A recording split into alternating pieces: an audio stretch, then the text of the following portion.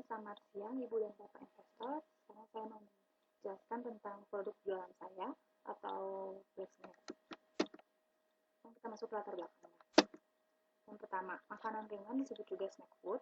Itu paling digemari dari berbagai kalangan masyarakat dan juga berbagai jenis usia. Makanan ringan juga bisa dijadikan salah satu alternatif untuk memenuhi energi sementara. Dikarenakan bertambahnya kesibukan manusia, maka dari fenomena itu saya mendirikan suatu usaha makanan ringan atau snack food untuk di mana dari segi rasa atau harga mudah dijangkau oleh berbagai masyarakat. Oke, sekarang saya mau membahas yang pertama itu visi misi saya. Visi saya itu menjaga, memasarkan dan memperluas jaringan masyarakat. Sementara misi saya itu meningkatkan kualitas produk, terus memperkenalkan kembali makanan-makanan yang sudah lampau untuk generasi sekarang, lalu pasar yang seluas-luasnya, dan yang terakhir memenuhi keinginan konsumen dari segi kualitas maupun harga. Terus yang kedua itu tujuan usaha. Tujuan usaha ini itu untuk melatih kemandirian saya, menerapkan jiwa kewirausahaan, dan memenuhi kebutuhan konsumen. Terus manfaat dari usaha saya itu adalah menciptakan lapangan pekerjaan dan memperoleh keuntungan. Terus yang keempat itu deskripsi usaha saya.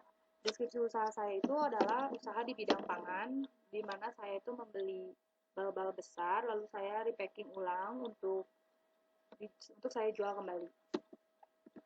Macam-macam produk-produk yang saya akan pasarkan itu yang pertama ada pixet, terus yang kedua itu ada getas pilus, lalu yang ketiga itu ada cheese stick, yang keempat itu ada dorok-dok, kelima itu ada batagor pedas, keenam itu ada getas keju, ketujuh itu ada kerupuk seblak, kedelapan itu ada pangsit pedas, lalu ada comring, dan yang terakhir itu ada semprong. Nah, untuk jumlah produksi perkiraan saya itu dalam 1 minggu itu saya bisa menghasilkan sekitar 240 pieces. Untuk waktu produksinya sendiri saya akan melakukan produksi di hari Sabtu dan Minggu. Dan untuk partnership saya itu saya dibantu oleh 2 orang kakak saya. Terus untuk harga produk, untuk pixet itu saya di awal beli itu 5 kilo, harga beli awal itu sekitar 180 kilo. Untuk pilus getas itu 2 kilo dengan harga 41.000, sistik itu 2 kilo dengan harga 52.000, dorok-dok itu 2 kilo dengan harga 98.000, batagor 2 kilo dengan harga 61.000, getas keju itu 55.000 2 kilo, seblak itu 2 kilo 60.000, pangsit itu 2 kilo 85.000, comring itu 2 kilo 47.000, semprong itu 135.000. Nah, dari harga-harga itu tuh saya itu memperkirakan akan menjual dalam bentuk gram-graman. Kalau untuk pixet sendiri itu 200 gram, pilus getas itu 100 gram, sistik itu 150 gram, dorok-dok itu 50 gram, batagor 80 gram, getas keju itu 60 gram, kerupuk seblak itu 65 gram, pangsit itu 100 gram, comring 100 gram, dan semprong itu 200 gram. Nah, dari gram-graman itu saya akan menjual di harga pixet itu sekitar 12.000 per pieces. Untuk pilus itu 10.000, untuk sistik itu 9.000, untuk dorok-dok itu 10.000, untuk batagor itu 8.500, getas keju 7.000, seblak itu 6.000, pangsit 8.000, comring 8.000, dan semprong itu di 16.000. Nah, terus kalau dari 5 kilo itu pixet bisa menghasilkan sekitar 35 pieces, pilus getas itu 20, sistik itu 20, dorok-dok itu 20,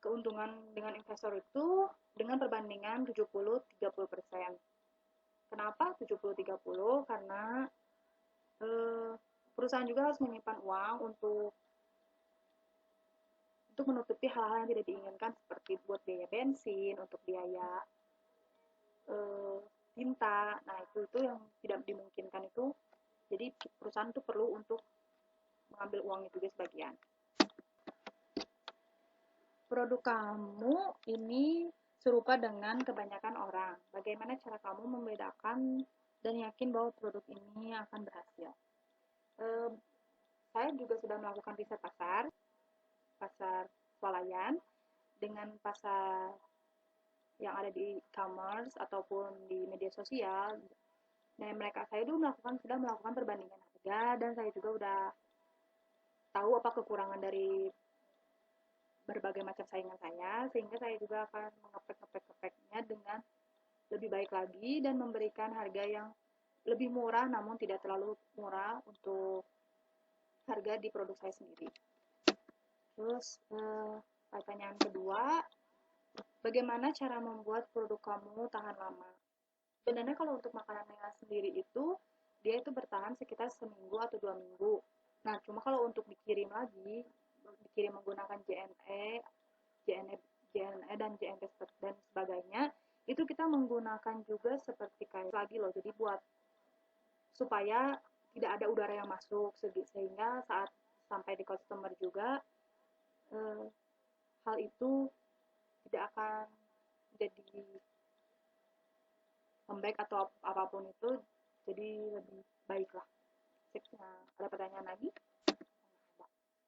Terima kasih untuk para investor yang telah mendengarkan presentasi saya hari ini. Terima kasih.